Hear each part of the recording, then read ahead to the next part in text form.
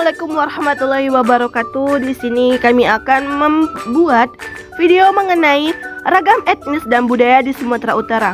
Sebelumnya perkenalkan kami dari kelompok 1 yang beranggotakan ada Adeline, ada Anissa Azhar Nebaho, ada Mikael Panjaitan, ada Nasya Astrid Syafitri, ada Putri Sinaga, dan ada Triwan Danilase.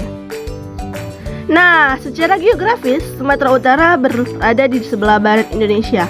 Provinsi ini berbatasan dengan Provinsi Aceh yang di sebelah utara, Selat Malaka di sebelah timur, Provinsi Riau dan Sumatera Barat di sebelah selatan, dan Samudra Hindia di sebelah barat. Kota Provinsi Sumatera Utara yang menjadi pusat pemerintahan ekonomi dan budaya adalah Kota Medan. Sumatera Utara ini memiliki ragam etnis dan budaya yang menjadi ciri khas tersendiri. Salah satunya adalah Sumatera Utara terkenal dengan ragam sukunya, yang terdiri dari 8 suku. Ada suku Melayu, suku Batak Karo, suku Pakpak, suku Batak Toba, suku Simalungun, suku Mandailing, suku Pesisir, dan suku Nias. Baiklah, berikutnya ada penjelasan lebih lanjut mengenai suku yang ada di Sumatera Utara. Yang pertama ada suku Melayu. Sumatera Utara ada ragam suku Melayu berdasarkan daerahnya. Suku Melayu merupakan suku yang menghuni Semenanjung Malaya. Melayu itu sendiri berasal dari kerajaan Melayu yang pernah ada di Sumatera. Bahasa khas Melayu tidak jauh berbeda dengan bahasa Melayu pada umumnya. Mayoritas orang Melayu beragama Islam, sehingga hampir seluruh adat istiadat dan budaya suku Melayu ini berlandaskan agama Islam. Rumah adat Melayu Deli identik dengan warna kuning dan hijau, serta dinding dan lantainya terbuat dari papan, sedangkan atapnya menggunakan ijuk pakalan adat suku Melayu. Sumatera Utara mirip sekali dengan suku Melayu di Riau. Mereka menggunakan baju kurung serta songket yang dililit di pinggang. Moderator, di sini saya akan melanjutkan materi selanjutnya, yaitu yang kedua, suku Batak Karo. Suku Karo atau Kalak Karo merupakan salah satu suku terbesar di Sumatera Utara. Bahkan etnis ini dijadikan nama kabupaten, yaitu Kabupaten Karo. Kalak Karo menyebar di berbagai wilayah di Sumut, seperti Deli Serdang, Binjai, Langkat, bahkan sebagian dari suku ini tinggal di daerah Aceh. Bahasa yang digunakan oleh suku ini adalah bahasa Karo atau Cakep Karo dan memiliki salam yang khas, yaitu Majua-jua. Konon, Kota Medan didirikan oleh seorang tokoh Karo bernama Guru Patipu Simbiring Pahlawi. Rumah adat Karo biasanya disebut sebagai rumah adat Siwala Jabu. Siwala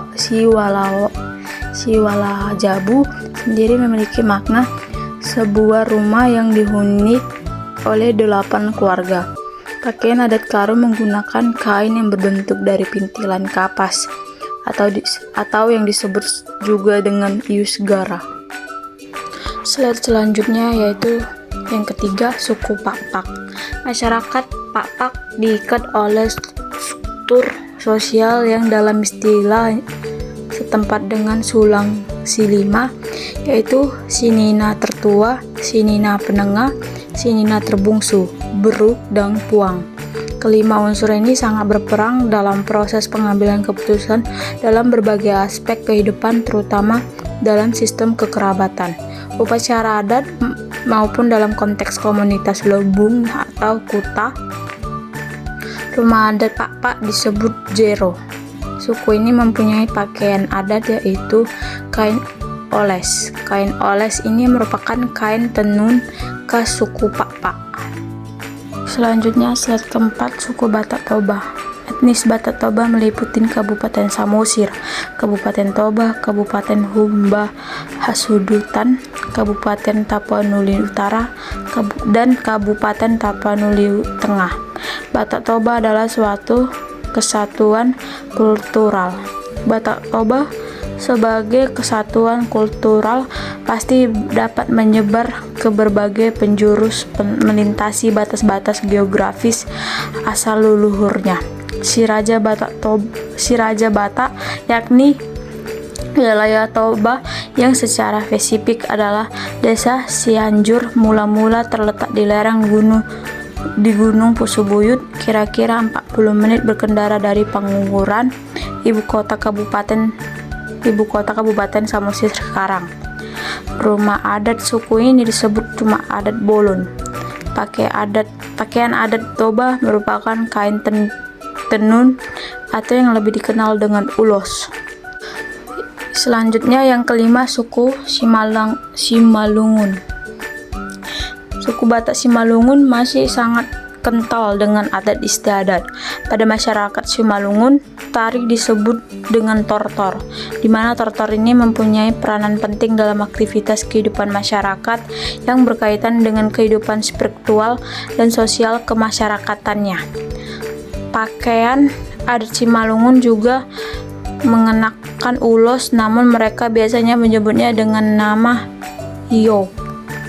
Ulos biasanya digunakan dengan bersamaan dengan aksesoris yang seperti gotong dan bulat. Yang keenam ada suku Mandailing. Suku Mandailing merupakan kelompok pribumi yang menghuni kawasan Tapanuli Selatan. Mereka pernah berada di bawah pengaruh kaum Padri dari Minangkabau, sehingga secara kultural suku ini dipengaruhi oleh budaya Islam.